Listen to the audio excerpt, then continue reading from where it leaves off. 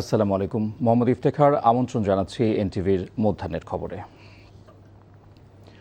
ভবিষ্যৎ প্রজন্মের জন্য নিরাপদ দেশ করতে পরিবেশ রক্ষার আহ্বান জানিয়েছেন প্রধানমন্ত্রী তারেক রহমান। নিজের ভেরিফাইড ফেসবুক পেজে দেয়া এক ভিডিও বার্তায় তিনি এই আহ্বান জানিয়ে বলেন, সবাই সবার দায়িত্বটুকু পালন করলে পরিচ্ছন্ন পরিবেশ ও সুন্দর দেশ পাওয়া যাবে। আমরা যদি সকলে মিলে একটু সচেতন হই, আমরা যদি নিজেরা সচেতন হই, যত্রতত্র যদি আমাদের ব্যবহারকৃত আবর্জনাগুলো যদি যত্রতত্র আমরা না ফেলে দিই, আমরা যদি একটি নির্দিষ্ট জায়গায় এই আবর্জনাকে জমা করি এবং নির্দিষ্ট উপায়ে যদি এটাকে পরে ধ্বংস করি, তাহলে যেমন আমাদের পরিবেশটি ভালো থাকবে, ঠিক একইভাবে আমরা আমাদের পরিবেশটাকে সুন্দরভাবে রাখতে পারবো। আপনি যদি পরিষ্কার করে রেখে আসেন, আপনার পরবর্তীতে যে যাবে সেও সেই পরিচ্ছন্নতা সুন্দর পরিবেশটি উপভোগ করতে পারবে। কাজে আসুন না, আমরা যদি আজকে থেকে প্রত্যেকে সচেতন হই, আমাদের হাতের আবর্জনা বা ব্যবহৃত আবর্জনা যদি নির্দিষ্ট জায়গায় সুন্দরভাবে আমরা গুছিয়ে ফেলি, তাহলে ধীরে ধীরে হয়তো আমরা আমাদের এই বাংলাদেশটাকে আবর্জনা মুক্ত করতে পারবো, সুন্দর একটি পরিবেশ গড়ে তুলতে পারবো। দেশটা তো আমাদের সকলের। আমরা সকলে মিলে যদি চেষ্টা করি, সকলে মিলে যদি একটু একটু করে করি, তাহলে আমরা বড় কিছু করতে সক্ষম হব।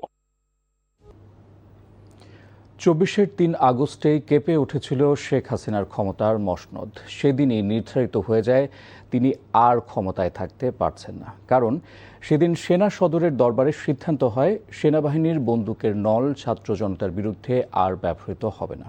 জুলাই আন্দোলনকারীদের পক্ষে রাস্তায় নামেন সাবেক সেনা কর্মকর্তারাও। সবার সম্মিলিত প্রতিরোধের সেই দিনের কথা তুলে ধরছেন নিয়ামুল আজিজ সাদিক।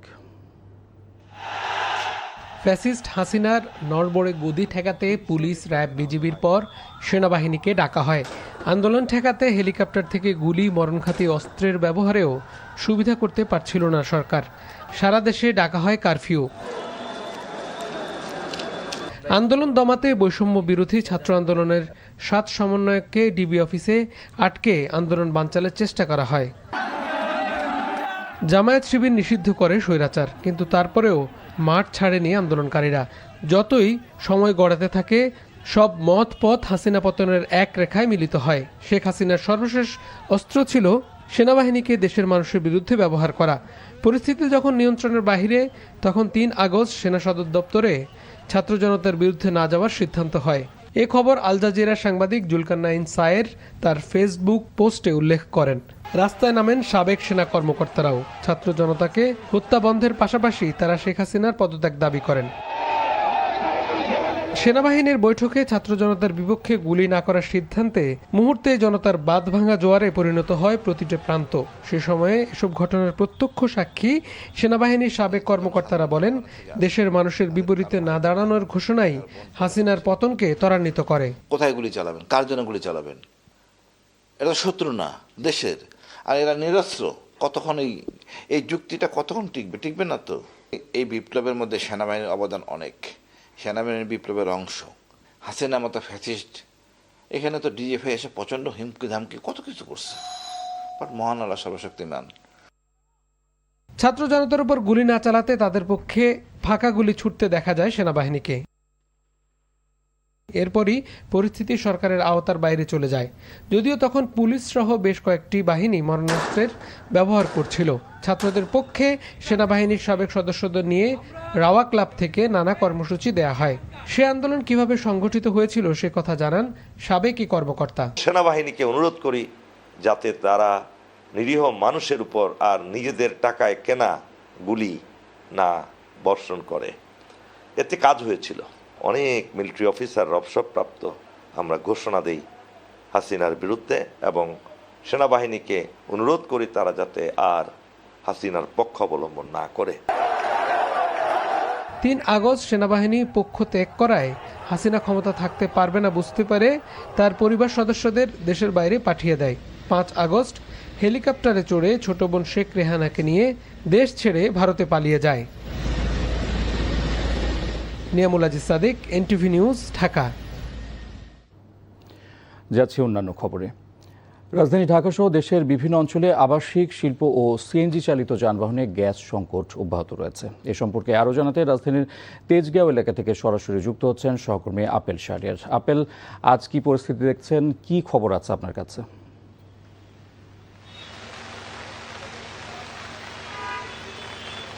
গ্যাস সরবরাহ এখনও স্বাভাবিক হয়নি ফিলিং স্টেশনগুলোতে। আমি বেশ কয়েকটি ফিলিং স্টেশন ঘুরে দেখলাম এবং ঘন্টার পর ঘন্টা লাইনে দাঁড়িয়ে যে অপেক্ষা সেটি আজও রয়েছে। চালকরা খুব হতাশা ব্যক্ত করেছেন যে এতদিন কেন সময় লাগছে। তারা বলছেন সরকার যেহেতু বলেছে যে কিছুদিনের মধ্যেই স্বাভাবিক হয়ে আসবে, দৃশ্যমান কোনো তৎপরতা তারা দেখছেন না এবং যে 4-5 ঘন্টা অপেক্ষার পরও যে গ্যাস যেটি পাচ্ছেন সেটিও অনেক কম। সেটি দিয়ে আসলে তাদের যে প্রয়োজনীয় যে চাহিদা সেটিও মেটানো যাচ্ছে না এবং সবচেয়ে বেশি ক্ষতি বলি বা ভোগান্তির যদি কথা বলি সেটি হচ্ছে সিএনজি অটোরিকশা চালকদের। তাদের জীবিকা নির্বাহ একদম কঠিন হয়ে পড়েছে, আয় রোজগার কমে গেছে এবং যে গ্যাস তারা ভরছেন সেটি দিয়ে তাদের হচ্ছে না, অর্থাৎ 2বার থেকে 3বারও নিতে হচ্ছে। তাদের যে ক্ষোভের কথাটি যদি তাদের গড়ে যদি 2-3বার ফিলিং স্টেশনে আসতে হয় এবং 4-5 ঘন্টা করে সময় যায়, অর্থাৎ গড়ে 10 ঘন্টাই তারা ফিলিং স্টেশনের সামনে দাঁড়িয়ে ঘুরে ঘুরে তারা গ্যাসের অপেক্ষায় রয়েছেন। এই জন্য তারাও চেয়েছেন যাতে দ্রুত সময়ের মধ্যে এই সমস্যার সমাধান হয়। আর এই যে এই চাপটি বা এই যে ভোগান্তি বলি সেটি যে ফিলিং স্টেশনগুলোতেই যে বিষয়টি এমন নয়, বাসাবাড়ির একই অবস্থা। আমি আবাসিক এলাকাগুলোতে যেটি দেখা গেছে যে সেখানে চুলা জ্বলছে না এবং অনেককেই বাইরে থেকে খাবার কিনে খেতে হচ্ছে। জানছিলাম রাজধানী ঢাকার গ্যাস সংকটের খবর। এখন যাব ঢাকার বাইরে চট্টগ্রামের গ্যাস সংকটের খবর জানতে। সেখানে আছেন আমাদের স্পেশাল করেসপন্ডেন্ট শামসুল হক হায়দারি, সরাসরি যুক্ত হচ্ছেন তিনি। হায়দারি, চট্টগ্রামের ফিলিং স্টেশনে যানবাহনের চাপ কেমন দেখছেন, আর বাসা বাড়িতে গ্যাস পাচ্ছেন গ্রাহকরা, জানাবেন। হ্যাঁ, যে বিষয়টা আপেল যেরকম বললেন যে ঢাকার যে পরিস্থিতি, চট্টগ্রামে অনেকটা অভিন্ন পরিস্থিতি চলছে। আজ আমরা সকাল থেকে অনেকগুলো সিএনজি স্টেশনে আমরা গিয়েছি, দেখেছি আর এখানে বেশিরভাগ সিএনজি স্টেশনেই বন্ধ। তা আমি এই মুহূর্তে যে সিএনজি স্টেশনটায় আছি এখানে আমরা খবর নিলাম যে যেখানে দায়িত্বে যিনি আছেন এই স্টেশনটার, তিনি বললেন যে গতকাল তারা 2 ঘন্টা মাত্র গ্যাস সরবরাহ করতে পেরেছেন এবং আজকে সকাল থেকে এখানে কোনো গ্যাস নেই এবং স্টেশনটি বন্ধ রয়েছে অন্যান্য স্টেশনের মতো। তো এর ফলে হয়েছে কি, এখানে গত রাত থেকে যারা, আপনি লক্ষ্য করে থাকবেন আমার চারপাশে যারা সিএনজি অটোরিকশা যারা চালকরা এখানে আছেন, তাদের দুঃখের কথা, অবর্ণনীয় কষ্ট তারা পাচ্ছেন। তারা কালকে রাতে থেকে এসে বসে আছেন, গ্যাস তো নেই, কখন যে পাবেন তারও কোনো ঠিক ঠিকানা নেই, তার কোনো তারা তথ্য পাচ্ছেন না। এর ফলে তাদের জীবন জীবিকা এইসব তো ব্যাহত হচ্ছেই এবং তারা সিএনজি মালিকদের সাথেও তাদের খুব একটা বনিবনা হয়ে উঠছে না, সারাদিন গাড়ি চালাতে পারছেন না এবং তার মালিকের ভাড়াটা কিভাবে দেবেন, এটা একটা তাদের বড় দুশ্চিন্তা হয়ে দাঁড়িয়েছে। এই গ্যাসের সংকটটা কেন হলো সেই বিষয়টা আমরা জানতে পেরেছি যে এখানে যেটা সরবরাহ সেটা বন্ধের কারণে এই প্রভাবটা কিন্তু বাসাবাড়িতেও পড়েছে। বাসাবাড়িতে যা অনেকে, বেশিরভাগ বাসায় চুলায় রান্না বাড়া হচ্ছে না এবং কেউ বিকল্প ব্যবস্থা হিসেবে বিদ্যুতের চুলা ব্যবহার করার চেষ্টা করছিলেন, সেখানেও বিড়ম্বনা, কারণ বিদ্যুতের তীব্র সংকট। এখন লোডশেডিং অনেক বেড়ে গেছে। আমরা বিদ্যুৎ বিভাগ থেকে জানতে চেয়েছিলাম যে গ্যাসের সংকট আছে, বিদ্যুতের কেন সংকট হলো। তারা বললেন যে চট্টগ্রামেরই প্রেক্ষিতে যেটা বলেন 28টি বিদ্যুৎ উৎপাদন কেন্দ্র আছে, এখানে বেশিরভাগই গ্যাস চালিত, ফলে যে গ্যাস না পাওয়ার প্রভাবটা গিয়ে বিদ্যুতেও পড়েছে। ফলে সার্বিকভাবে গ্যাস বিদ্যুৎ সব ক্ষেত্রে একটা অস্থির একটা পরিস্থিতি বিরাজ করছে। ইফতেখার, জানছিলাম চট্টগ্রামের গ্যাস সংকটের খবর।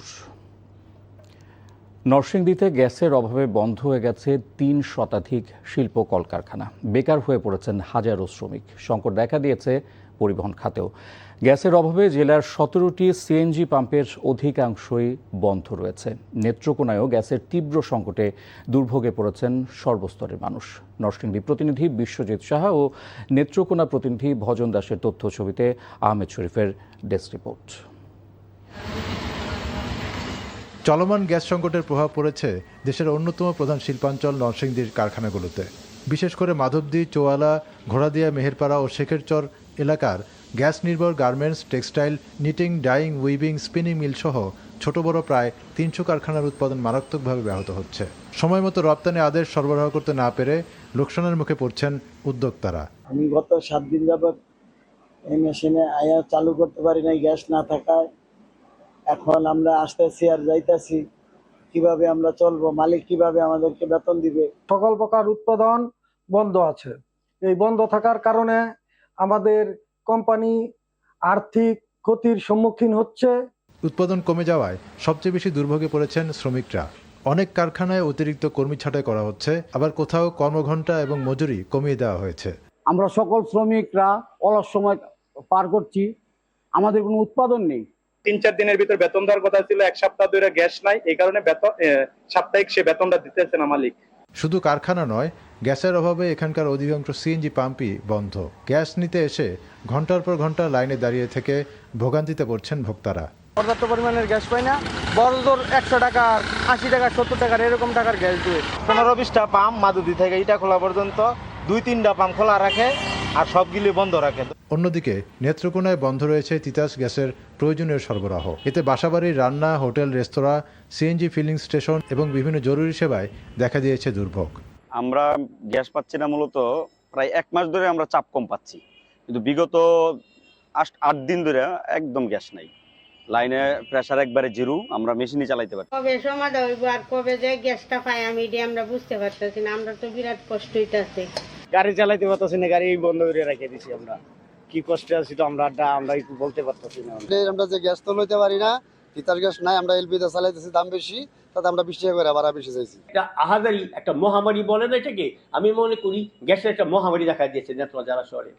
দ্রুত সময়ের মধ্যে গ্যাস সরবরাহ স্বাভাবিক করে জনদুর্ভোগ লাঘবের দাবি জানিয়েছেন সংকটে নাকাল এলাকাবাসী। আহমেদ শরীফ, এনটিভি নিউজ ডেস্ক। সমাজ ও রাষ্ট্রের অপকর্ম রোধে মূল্যবোধ সমন্বিত আধুনিক শিক্ষা ব্যবস্থার কোনো বিকল্প নেই বলে মন্তব্য করেছেন সেনাপ্রধান জেনারেল ওয়াকারুজ্জামান। সকালে রাজধানীর জলশিরি এলাকায় আর্মি ইন্টারন্যাশনাল ইসলামিক ইনস্টিটিউট উদ্বোধন অনুষ্ঠানে কথা বলেন সেনাপ্রধান। বলেন, ত্রুটিপূর্ণ শিক্ষা ব্যবস্থায় সুনাগরিক গড়ে ওঠা সম্ভব নয়। ক্যামব্রিজ কারিকুলাম ভিত্তিক ইংরেজি মাধ্যমের আধুনিক শিক্ষা পদ্ধতি এবং মূল্যবোধ ভিত্তিক শিক্ষার সমন্বয়ে আর্মি ইন্টারন্যাশনাল ইসলামিক ইনস্টিটিউট আধুনিক শিক্ষা প্রসারে কাজ করবে বলে প্রত্যাশা করেন তিনি। একই সঙ্গে তিনি ভিডিও টেলিকনফারেন্সের মাধ্যমে বরিশাল, সাভার, বগুড়া, সিলেট, চট্টগ্রাম, কুমিল্লা এবং যশোরেও প্রতিষ্ঠানটির ভিত্তিপ্রস্তর উন্মোচন করেন। পরে শিক্ষার্থীদের হাতে বই তুলে দেন। অনুষ্ঠানে সেনা সদরের প্রিন্সিপাল স্টাফ, বিভিন্ন ডিভিশনের জেনারেল অফিসার কমান্ডিং, ঊর্ধ্বতন সামরিক কর্মকর্তা, প্রতিষ্ঠানের সঙ্গে সংশ্লিষ্ট বিশিষ্ট ব্যক্তি, শিক্ষক, শিক্ষার্থী সহ অভিভাবকরা উপস্থিত ছিলেন।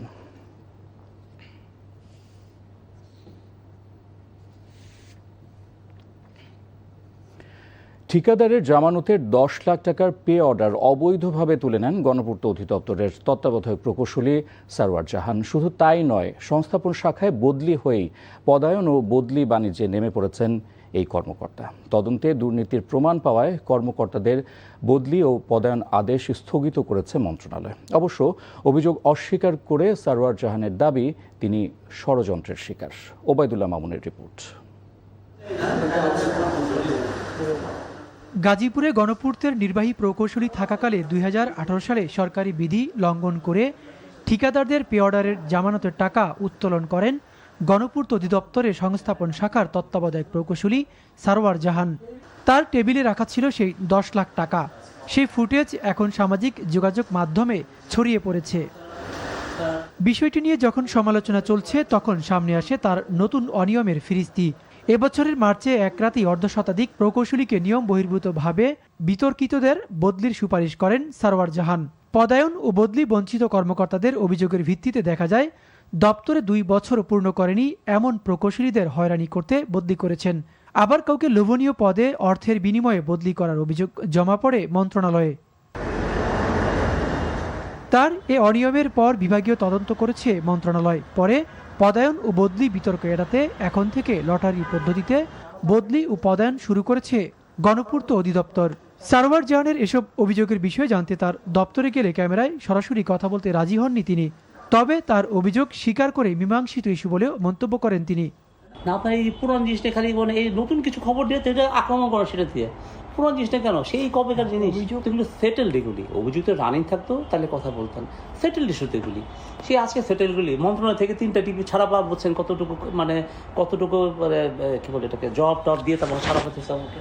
সারওয়ার জাহানের অনিয়ম ও দুর্নীতির বিষয়ে প্রধান প্রকৌশলীর বক্তব্য জানতে তার কার্যালয়ে দীর্ঘক্ষণ অপেক্ষা করেও বক্তব্য মেলেনি।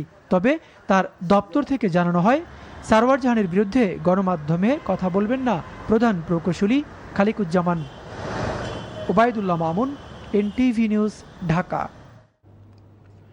দেশের বৃহত্তর চালের মোকাম নওগাঁয় সুগন্ধি পোলাও চালের দাম আকাশ ছোঁয়া। সপ্তাহের ব্যবধানে কেজিতে ৮০ থেকে ৯০ টাকা বেড়েছে, এখন ২১০ থেকে ২২০ টাকা।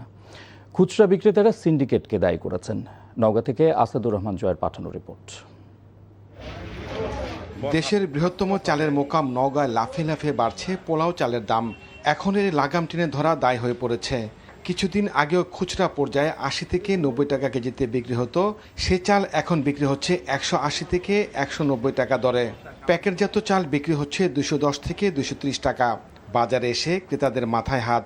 আতপ চালের দাম অত্যাধিক বেশি, এই কারণে এখন গুনতে হচ্ছে আমাদের ২২০ টাকা কেজি চাল কিনতে হচ্ছে। এই ২৮০ টাকা ৭০-৮০ টাকা কেজি বেশি দিয়ে কিনা খাওয়ার মতো ক্ষমতা আমাদের নাই। আমাদের পক্ষে কিনা খাওয়া সম্ভব না। ২০০ টাকা ২২০ টাকা কেজি। কিছু মিল মালিকের সিন্ডিকেটের কারণে বাজারে পোলাও চালের ঊর্ধ্বমুখী বলে মনে করেন খুচরা ব্যবসায়ীরা। আমার মনে হয় যারা বড় বড় যারা মিলার আছে তাদের মধ্যে কিছু না কিছু আছে। আমার কথা, চাল যদি শর্ট পড়ে বাংলাদেশে শর্ট, টাকা দিয়েও পাওয়া যাবে না, কিন্তু দাম বেশি হলে পাওয়া যাচ্ছে, অথচ কম হলে পাওয়া যাচ্ছে না। এই কারণটাই আমরা খুঁজে পাচ্ছি না। খুচরা ব্যবসায়ীদের অভিযোগ স্বীকার করে জেলা চালকল মালিক গ্রুপের সাধারণ সম্পাদক বলেন, দাম বাড়ায় কৃষকরা ন্যায্য মূল্য পাচ্ছেন। এই এক্সপোর্টের যদি ওপেন করা থাকে, সবসময় যদি থাকে, তাহলে হচ্ছে আগামী থেকে আপনার কৃষক ভাইরা হচ্ছে তাদের উৎপাদিত ধানের ন্যায্য মূল্য পাবে বা বেশি মূল্য পাবে বলে আমি বিশ্বাস করি। বিদেশে রপ্তানি হয় এর প্রভাব বাজারে পড়ছে বলে জানালেন জেলা খাদ্য নিয়ন্ত্রক। রপ্তানি মূল্য $1.6, তো প্রায় ২০০ টাকার কাছাকাছি। তো সেক্ষেত্রে বাজারটা আসলে ওই রপ্তানি মূল্য অনুসরণ করেই বেড়েছে। বাজার মনিটরিংয়ের দাবি জানিয়েছেন ভোক্তারা। NTV news desk.